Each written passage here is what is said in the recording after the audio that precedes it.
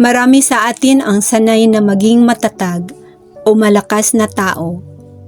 Tayo ang mga taong nag-aalaga at tumutulong sa iba.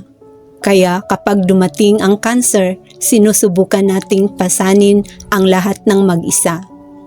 Dahil ayaw nating maging pabigat sa iba. Ang pagtanggap ng tulong ay hindi nangangahulugang mahina ka. Ito ay palatandaan ng karunungan. Hayaan mong maipakita ng iyong mga mahal sa buhay ang kanilang pagmamahal sa pagdadala ng pagkain, sa pakikisama sa iyo sa panahong kailangan mo sila. Ano ang iyong pinagdaraanan ngayon? Anong treatment ang pinili mo? Ibahagi mo sa comment section kung nais mo. Maaaring ang iyong kwento ang magbigay ng pag-asa sa iba. Huwag kang mawala ng pag-asa. Magtiwala ka sa proseso ng pagaling.